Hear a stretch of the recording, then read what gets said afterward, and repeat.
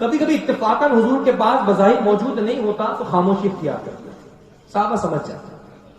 اب ایک دن آ گئے ایک عربی کہتے ہیں جو گویا کہ مسلسل حضور کی بارگاہ میں نہیں رہتے، پڑھے لکھے نہیں ہیں، کسی کا بکریاں چرانے کا کام ہے، کوئی جنگلوں میں اونٹ چراتے، موقع بموقع آ گئے، ان کو تعلیمات اسلام اس درجہ نہیں ہے جو بارگاہ رسالت کے مسلسل رہنے والے صحابہ کو۔ آ گئے، حضور مجھے کچھ عطا کریں۔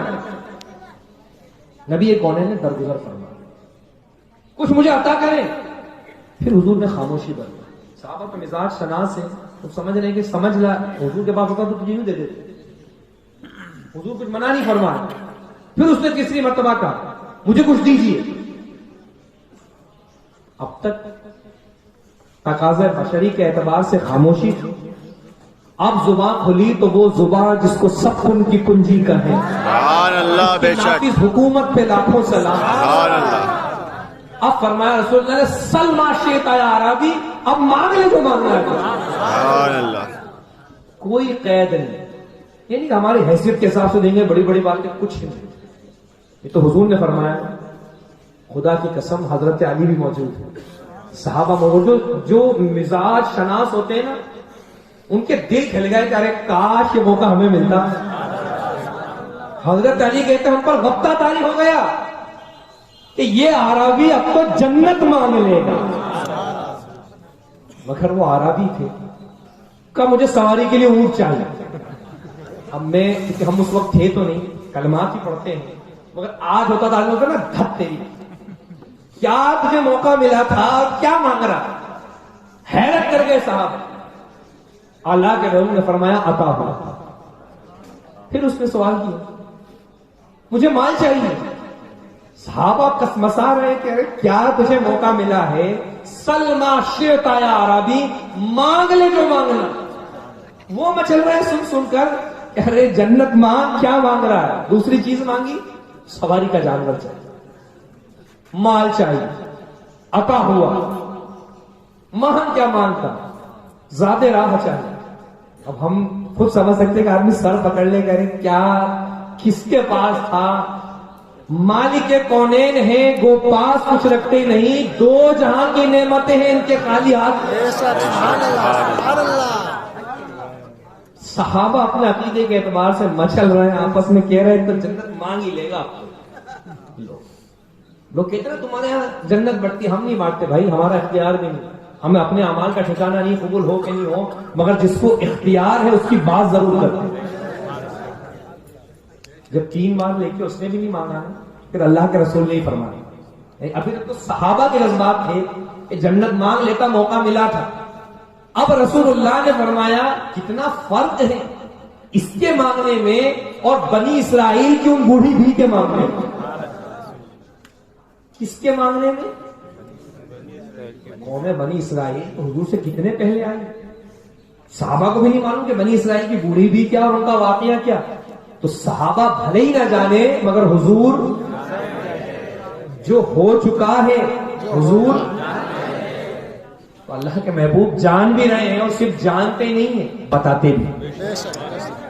اور صحابہ اعتراض نہیں کرتے، یہ کون سی غیب کی پوچھلی باتیں بتا رہے ہیں آپ؟ سنتے ہو تو دلچسپی، حضور کیا معاملہ تھا ان بوڑھی دی کا؟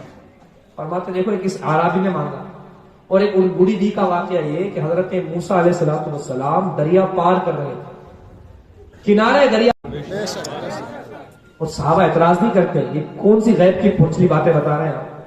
سنتے ہو تو دلچسپی، حضور کیا معاملہ تھا ان بوڑھی دی کا؟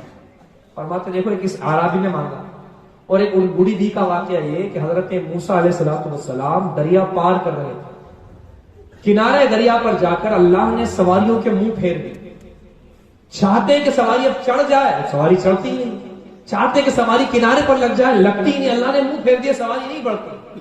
اللہ کے کلیم ہے موسیٰ نے عرض کیا بارگاہ الہی میں، مولا یہ کیا معاملہ ہے؟ من جانب اللہ وحی آتی ہے، موسیٰ تم قبر یوسف کے قریب سے گزر رہے، اسے بھی ساتھ لے۔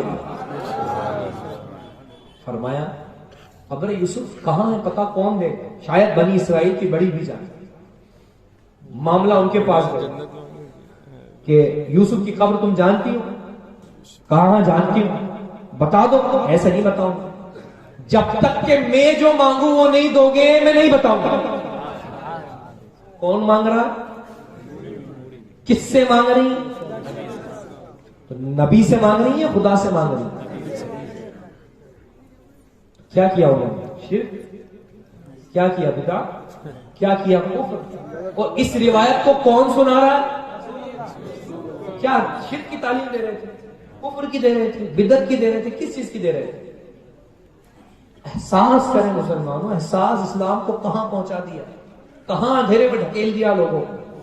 اللہ کے محبوب تو فرمائے، بیان کریں کہ بڑی بھی کہتی جب تک میں وہ چیز جو مانگو تم مجھے نہیں دو گے میں بتاؤں گی نہیں۔ موسیٰ علیہ السلام نے بول دیا جا جو سوال کرے گی تجھے عطا ہوگا۔ اب مانگا تو کیا مانگا، کیونکہ حضور روایت سنے اس لیے رہے کہ اس کو میں نے کہا، اور ایک بڑی بھی کو دیکھو، کہا ہے اللہ کے نبی موسیٰ مجھے جنت اور جنت میں جس درجے میں آپ رہیں گے آپ کا ساتھ چاہیے۔ موسیٰ علیہ السلام کیا کہہ رہے ہیں؟ اتنا بڑا سوال مت کر، صرف جنت مانگ لے۔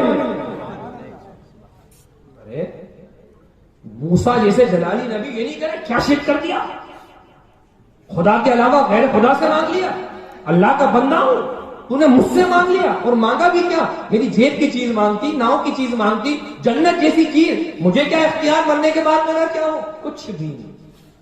بلکہ اس نے جو سوال رکھا کہ جنت تو چاہیے ہی، آپ کے درجے میں آپ کا ساتھ چاہیے، تو جواب میں یہ سب نہیں کہا، فرمایا بس جنت مانگ لے اتنا کافی ہے۔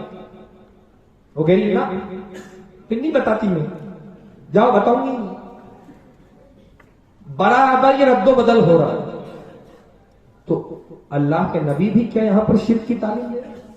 کیا موسیٰ وہاں شرک کی اجازت دے رہے ہیں کہ ہم مانگ بس جنت مانگ لیں، اوپر آگے مت مانگ، درجہ وغیرہ کی بات مت کر۔ اور وہ بھی بڑی بھی اگر شرک کر رہی تھی تو اللہ کا ایک نبی نہیں ٹوک رہا، اور دوسرا نبی مجلس میں بیان کر رہا، اور تیسرے صحابہ پہلے سے سوچ رہے تھے جنت مانگ لیں گے۔ تو یہ سب شرک تو معاذ اللہ جہاں سے اسلام چلا، جب اسی کو شرک ٹھہرا دو گے تو اسلام رہے گا کیا؟ دین کس چیز کا نام رہ جائے گا؟